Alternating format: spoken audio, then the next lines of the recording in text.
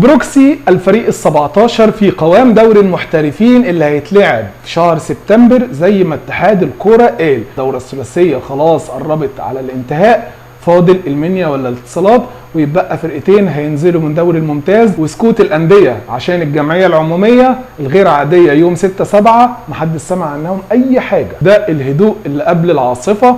في حاجات كده اتعملت في مصر اسمها التصنيف العام للانديه المصريه، في موضوع مهم قوي هنتكلم عليه في اخر الحلقه. كمل الحلقه للاخر، وبرده عشان افكركم فذكر فان الذكرى تنفع المؤمنين. تدخل ان شاء الله باذن الله تمسك الموبايل تكتب محمد تليمة على اي موقع من مواقع التواصل الاجتماعي، يوتيوب، فيسبوك، انستجرام، تيك توك، كواي، اي موقع من مواقع التواصل الاجتماعي تكتب محمد تليمة، تشترك في القناه، تفعل الجرس، مشاهداتك، مشاركاتك، قول بسم الله الرحمن الرحيم ونبدا الحلقه. اتحاد الكوره مكمل زي ما هو في مساره. قال لهم 6/7 في جمعيه عموميه غير عاديه معاكم، بس انا مكمل وهعمل الدوره الثلاثيه. وبروكسي كسبت اهي وصعدت بعد ما كسبت الاتصالات النهارده 1-0. والمباراه الاخيره المنيا والاتصالات، لو المنيا قدامها فرصتين، لو كسبت او اتعادلت صعدت، لو الاتصالات كسبت هي اللي صعدت. وبكمل قوام دوري المحترفين يوم 6/7 وهنقعد مع بعض وهنقول هنلغي. اديني منطق، هلغي بانهي عقد؟ دوري المحترفين اتلغى خلاص، انتوا نفذتوا كلامكم. الانديه اللي كانت تتلعب في دوري المحترفين هترجع تاني مكانها القسم الثاني ب، والانديه اللي صعدت من القسم الثالث للقسم الثاني ب عشان تكمل هتنزل تاني القسم الثالث. يبقى كده مفيش غير حاجه واحده بس هي اللي هتبقى صحيحه، الثلاثه اللي صعدوا والثلاثه اللي هبطوا.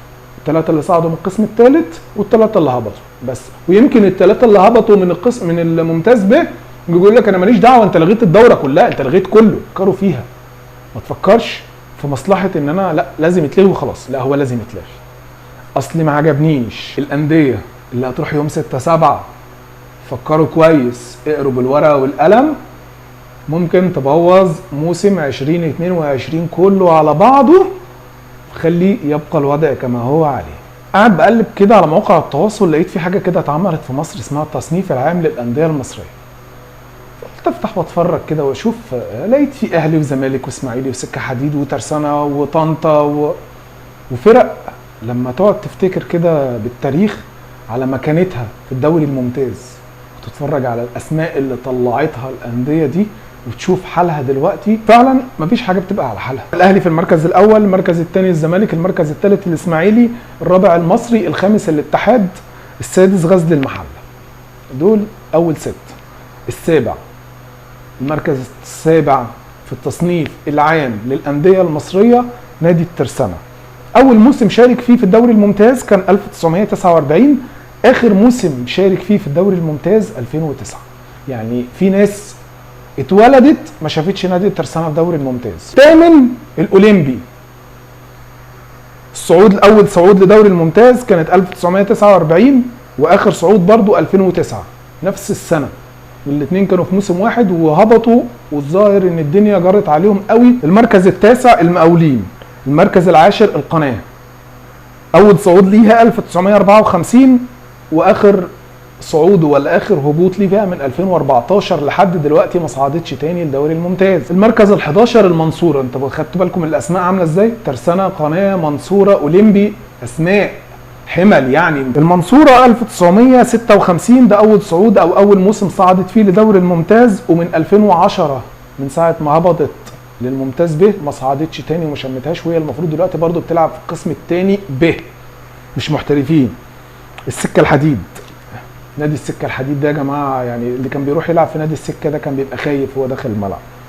في المركز ال12 انبي، المركز ال13 السكه الحديد 1949 اول صعود، من 1993 ما صعدش تاني للدوري الممتاز. لما تشوف كده والمكانه دي تصعب عليك نفسك. الانديه دي كانت بيعملوا للاهلي والزمالك والاسماعيلي والمصري الاتحاد وهم رايحين يلعبوا دول مليون حساب. دول مكانهم فين ووصلوا لحد فين؟ فعلا مفيش حاجه بتبقى على حالها. في حاجه كده بتبقى موجوده في مصر بتبدا من شهر او من نص 6 وبتخلص في نص 7 في اخر 8، اسمها الاختبارات. كميه بني ادمين بيروحوا يقدموا في انديه اعداد مهوله، وفي الاخر لم ينجح احد. ليه؟ اصل انت رايح بتروح تشتري استماره فقط لا غير، بتدخل تقوم من النوم الصبح اي حد الا بقى اللي معه واسطه، انما اللي رايح من غير حد ورايح من غير معرفه ورايح، هنشوف اشكال كتيره قاعده بتعيط واطفال كتيره قوي قاعده بتعيط عشان ما اختارهاش. ليه؟ اصل رايح لوحده، قام من النوم الصبح محوش ال 50 جنيه او ال 100 جنيه بتاع الاختبارات عشان يروح يجيب استماره، وراح لوحده ويمكن ما قالش لابوه وامه عشان يفرحهم، وراح لحد هناك وعنده الموهبه افضل من ناس كتيره قوي. اختبارات موضوع استثماري للانديه فقط لا غير. كده خلصت حلقتي. كنت لازم اخلي قصه الاختبارات في الاخر عشان خاطر كل الناس تقعد تتفرج على الحلقه لاخرها، عشان عدد المشاهدات يزيد شويه، عشان الناس تقعد تعمل لايكات، عشان تشترك في القناه محمد تليمة على اي موقع من مواقع التواصل الاجتماعي، تشترك تفعل الجرس. السؤال اللي انا هستناكم كلكم تجاوبوا عليه، هل يوم 6/7 دوري المحترفين هيتلعب ولا الانديه هيبقى ليها راي اخر؟ اشوفكم على خير في حلقه جديده من الدرجه الثانيه مع تليمة. مع الف سلامه.